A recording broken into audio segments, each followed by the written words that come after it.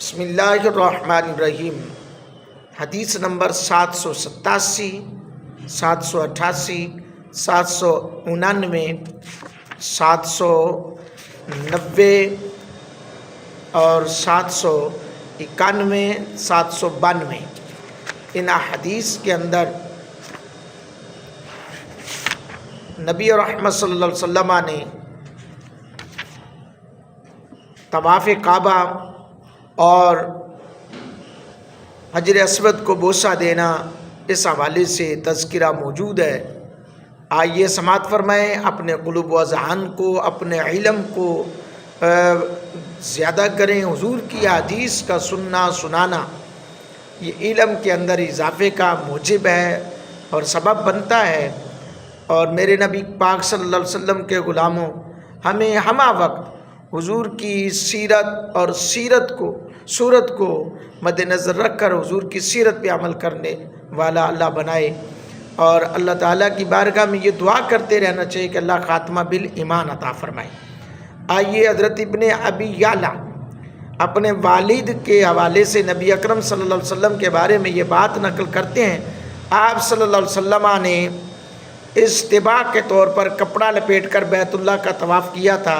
آپ نے ایک چادر اوڑھی ہوئی تھی،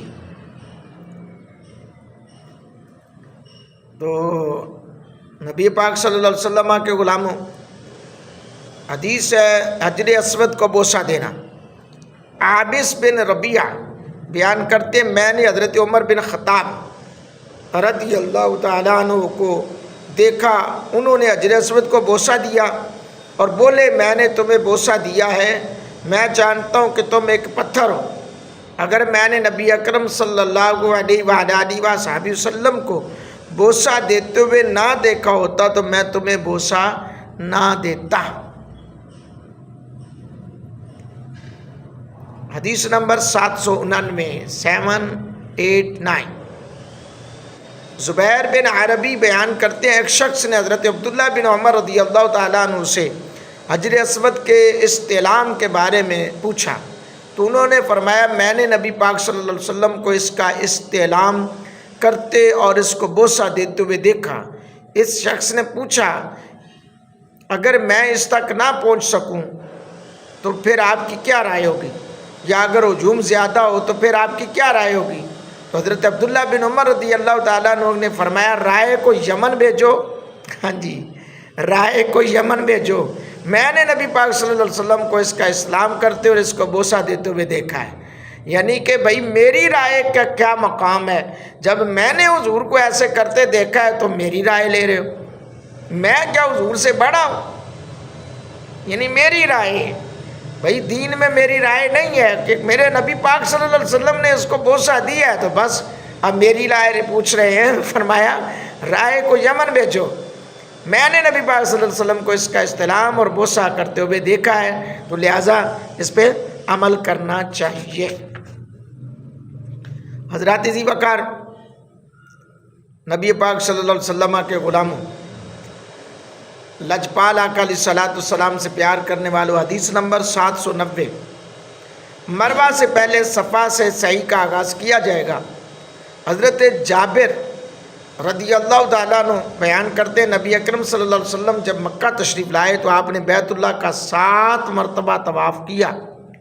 پھر آپ مقام ابراہیم کے پاس تشریف لائے اور آپ نے یہ پڑھا، وَاتَّخِذُوا مِن مَقَامِ إِبْرَاهِيمَ مُصَلًّى، مقام ابراہیم کو جائے نماز بنا لو۔ آپ نے مقام ابراہیم کے پیچھے نماز ادا کی، پھر حجر اسود کے پاس تشریف لائے، آپ نے اس کا استلام کیا، پھر آپ نے ارشاد فرمایا، ہم اس سے آغاز کریں گے جس کا ذکر اللہ تعالیٰ نے پہلے کیا ہے۔ تو نبی پاک صلی اللہ علیہ وسلم نے پہلے صفا کی سعی کی، پھر آپ نے یہ آیت پڑھی، ان الصفا والمروۃ من شعائر اللہ، یعنی آپ نے فرمایا کہ صفا سے اللہ نے آغاز کیا تو ہم بھی صفا سے ہی صحیح کا آغاز کریں گے۔ اللہ اکبر۔ حدیث نمبر 791، 791۔ حضرت ابن عباس رضی اللہ تعالیٰ عنہ بیان کرتے ہیں، نبی اکرم صلی اللہ علیہ وآلہ وسلم نے بیت اللہ کا طواف کیا اور صفا اور مروہ کے درمیان سعی کی تاکہ مشرکین کے سامنے اپنی قوت کا اظہار کریں۔ 792 کثیر بن جمحان بیان کرتے ہیں، میں نے حضرت ابن عمر کو سعی کی جگہ پر چلتے ہوئے دیکھا۔ میں نے ان سے پوچھا، آپ دوڑنے کی جگہ پر چل کر گزر رہے ہیں جو صفا اور مروہ کے درمیان؟ انہوں نے فرمایا، اگر میں دوڑ کر چلوں تو میں نے نبی پاک صلی اللہ علیہ وسلم کو دوڑتے ہوئے دیکھا ہے، اور اگر میں عام رفتار سے چلوں تو میں نے نبی پاک صلی اللہ علیہ وسلم کو عام رفتار سے چلتے ہوئے دیکھا ہے۔ میں بوڑھا آدمی ہوں، اس لیے مجھ سے دوڑا نہیں جاتا۔ اللہ، یعنی حضور نے دونوں طریقہ سے حضرت کثیر بن جمحان بیان کرتے ہیں حضرت ابن عمر کے حوالے سے۔ تو حضرات ذی وقار نبی پاک صلی اللہ علیہ وسلم کے غلاموں، اللہ قرآن پاک میں فرماتے ہیں، ان الصفا والمروہ من شعائر اللہ، صفا اور مروہ دونوں مقامات شعائر اللہ ہیں۔ زمانہ جاہلیت میں صفا اور مروہ کے مقامات پر 2 مشہور بت صاف اور نائلہ نصب تھے۔ دوران سعی لوگ ان بتوں کو چھوتے اور ان سے برکت حاصل کرتے تھے۔ جب اسلام کو غلبہ حاصل ہوا، ان دونوں بتوں کو اکھاڑ دیا گیا۔ حضور علیہ السلام نے دوران سعی یہ آیت تلاوت کر کے واضح کر دیا کہ سعی ان بتوں کے لیے نہیں کی جاتی، بلکہ صفا اور مروہ کا تعلق شعائر اللہ سے ہے، اور سعی ان کے احترام اور اللہ تعالیٰ کی رضا کے لیے کی جاتی ہے۔ حضرت اسماعیل علیہ السلام کی پیدائش کے موقع پر حضرت ہاجرہ رضی اللہ تعالیٰ عنہا کو پانی کی ضرورت محسوس ہوئی تھی، تو وہ پانی کی تلاش میں صفا پہاڑی پر چڑھیں، پھر تیزی سے نیچے تشریف لائیں، اور پھر مروہ پہاڑی پر چڑھیں۔ ان کا یہ عمل اللہ تعالیٰ کو اتنا پسند آیا کہ ان 2 مقامات کو شعائر اللہ قرار دیا، اور تا قیامت حجاج کرام اس پر عمل کو واجب قرار دے دیا۔ اللہ اکبر۔ نبی رحمت صلی اللہ علیہ وسلم کے غلاموں، سعی صفا مروہ کے چاند فی باتیں۔ سعی کا آغاز صفا سے کیا جائے، مروہ تک پہنچنے پر 1 چکر ہوگا، مروہ سے صفا پر آنے سے دوسرا چکر پورا ہوگا۔ اس طرح 7 چکر پورے کرنے سے ایک سعی صفا اور مروہ مکمل ہوگی۔ قرآن کریم میں لفظ صفا کو پہلے اور مروہ کو بعد میں بیان کیا گیا، لہٰذا اگر سعی مروہ سے شروع کر کے صفا پر آنے سے سعی درست نہیں ہوگی، بلکہ صفا سے سعی شروع کرنا ضروری ہے۔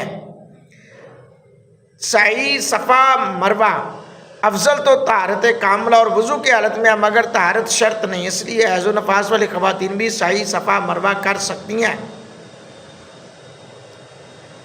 مسجد حرام کی توسیع کے باعث اب صفا مروہ کے مقامات مسجد حرام کا حصہ بن چکے ہیں۔ حیض اور نفاس والی خواتین کا مسجد میں داخل ہونا حرام و ممنوع ہے، لہٰذا مفتیان کرام کو حیض و نفاس والی خواتین کے سعی صفا مروہ کے جواز عدم و جواز پر متفقہ موقف اختیار کرنے کی شدید ضرورت ہے۔ سعی صفا مروہ کے 7 پھیرے مسلسل مکمل کرے، اور اگر متفرق کیے تو اس کا اعادہ کیا جائے گا، یعنی رک گئے پھر تھوڑی دیر رک گئے، یعنی کہ گھنٹے بعد کر لیا، پھر 2 گھنٹے بعد کر لیا، آ گئے، یہ کرنا نہیں جائز ہے۔ سعی صفا مروہ کی تکمیل پر مکروہ وقت نہ ہو تو دوگانہ ادا کرنا مسنون ہے۔ دوران سعی فضول لا یعنی بیکار باتوں سے بچنا چاہیے، البتہ ذکر و ثنا، توبہ و استغفار، دعائیں اور درود شریف پڑھتے رہنا چاہیے۔ دوران سعی یہ امور مکروہ ہیں: سعی کے پیروں کو متفرق طور پر کرنا، خرید و فروخت کرنا، صفا مروہ کی بلندی پر چڑھے بغیر واپس ہو جانا، فضول گفتگو کرنا، تکمیل طواف اور آغاز سعی میں دیر کرنا، ستر عورت نہ ہونا اور نظروں کو دائیں بائیں گھمانا وغیرہ وغیرہ، ان تمام چیزوں سے بچنا چاہیے۔ اللہ پاک ہم سب کو دین متین کی صحیح سمجھ عطا فرمائے، آمین۔